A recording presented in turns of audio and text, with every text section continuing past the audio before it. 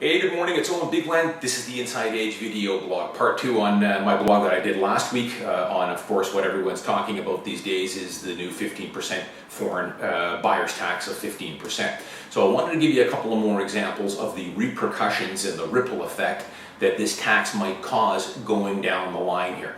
First one I'm going to call here is the domino effect. A lot of people don't realize that one transaction, a sale, a buyer and seller, and a sale of a house, is often tied to multiple other sales off that original sale.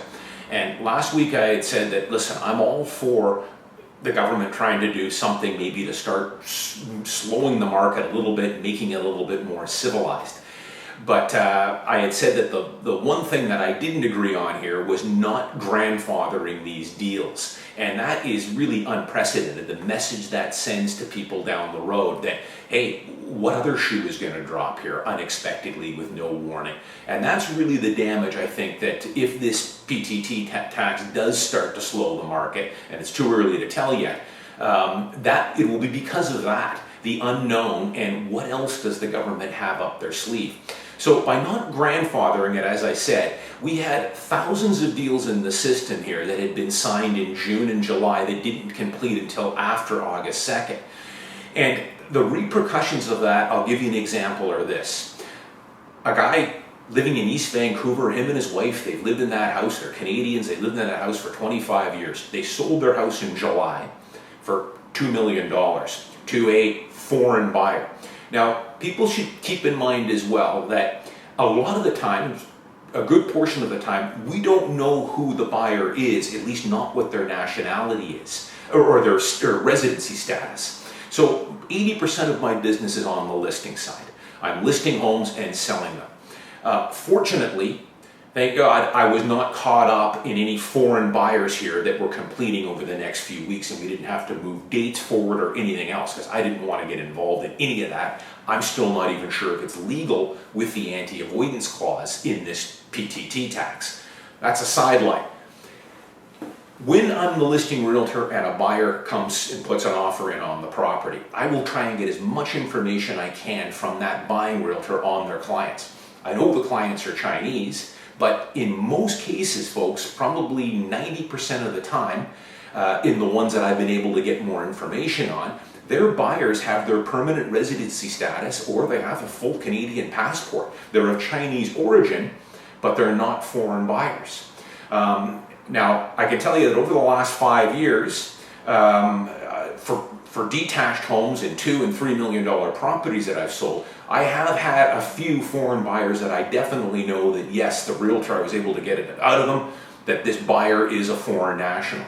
But in most of my sales, they're Chinese buyers, but they are not classified as foreign buyers. But back to my point here. Canadian seller, they lived in the house for 30 years, they sell the home to a foreign national, foreign buyer, completing on August the 18th. These Canadians who sold this detached house in East Vancouver, more than likely they need a place to live. They've probably gone now and bought a $1.5 million or a $1.2 million condo, let's say in Cole Harbour. They're downsizing with their completion date, let's say a day or two after the completion date on their house. So you can see what's going to happen here. When a foreign national has bought this house in Richmond for $2 million, let's say, or East Vancouver, their lawyer or notary is calling them up right now and saying, Mr. Yang, we're going to need you to bring your checkbook in next month when we complete on your new house. You're going to need to bring in a check or a certified bank draft for $300,000.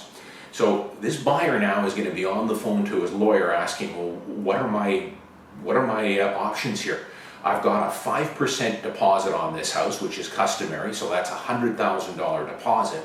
But I now owe a $300,000 tax that I didn't sign up for. This was dropped on me.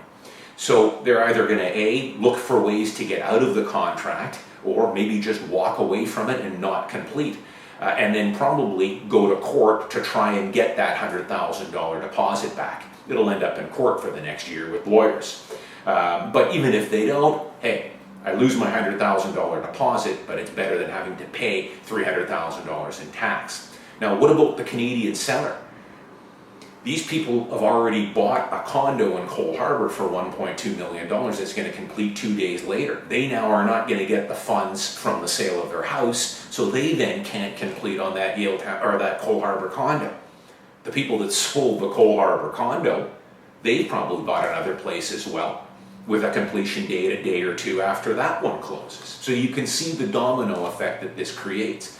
So only time will tell where this ends. I'm pretty certain there are going to be some lawsuits here. The lawyers are certainly going to be busy for sure. The other thing I want to talk about is pre-construction, luxury pre-construction condos. Now, from what I understand, a lot of these high-end condos that were marketed a year or two ago, so we're talking the Trump, the Vancouver house, which I did a blog on a few years ago, a year and a half ago, One Burrard, many of these high-end buildings, from what I understand, are running 15, 20, 25% foreign buyers, much higher than the 10% average. So a big question going forward here is what's going to happen to those pre-construction deals? Are these people going to be able to complete on them down the road? Now, I'll give you an example here, the Trump Tower on Georgia Street. That tower, though, was pre-sold about 18 months, 2 years ago. So, in my opinion, it was set to complete and get occupancy this summer. I hear it's been delayed a few times. I'm hearing now that completion and occupancy permits are going to be started towards the end of the summer, August, September, October for that building. Now, I don't really see any problems with that building because for the simple fact that those units were sold a couple of years ago and we've had a massive run in prices since then. So, give you an example, they bought a 2-bedroom and den 18 months ago, 2 years ago, for $2 million.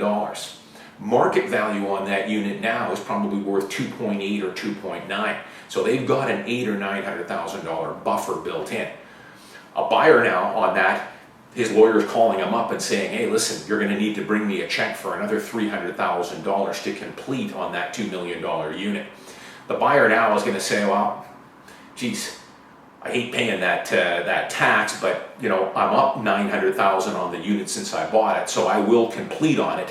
And hey, I'll pay the $300,000 and I'm still up $600,000 or $700,000 on the unit anyways. So I don't see a big problem going in some of these luxury buildings that were sold 18 months, 2 years, 2.5 years ago that are just getting ready to complete later this summer or fall.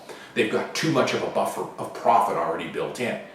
But I do see problems in a few luxury buildings I'm not going to name here that were just sold in the last couple of months. What's going to happen with those ones depending on what the market does over the next year to 18 months? If the market, let's just say, treads water for the next year, these people are going to complete on these units they paid $2 million for. They've got another $300,000 tax hit. Are they going to walk away from the contract? And it brings up a whole other can of worms about assignments, and will we see assignments flooding the market from developers that will allow these foreign buyers to get out of their contracts? So as you can see here, the ripple effect on this is going to go on for quite some time. 18 months, 24 months for sure. I will have a much better bead on the market over the next 6 to 8 weeks here. We're in the dog days of summer now, folks. I can tell you I had several open houses this past weekend. I had 18 parties through on Saturday, 25 parties through my open house on Sunday. I've got a couple of condos in Richmond that I'm expecting multiple offers on, so I'm not seeing much there. I do have, though, some higher end properties, some over $2 million priced homes, including one I just listed 10 days ago on acreage. Yeah, my phone is slowing a little bit. I was expecting a few more phone calls. I don't have any offers on it yet. But a lot of this is the dog days of summer. August, first 2 weeks of September is the slowest time other than Christmas for real estate. Let's see what happens after the kids are back in school. I'll have a pretty good beat on this market sometime in mid to late September on if this tax spooked buyers, what the inventory levels are doing, because they have slowly been creeping up ever so slightly here. So only time will tell. It's way too early to see what this tax is going to do. But as always with my blog here, I'll keep you guys posted on it. Keep in mind too, folks, I know most of you understand this, but When I did my first blog on it 2 weeks ago, when that tax hit, I did a blog on it first thing in the morning. The next morning I had posted it.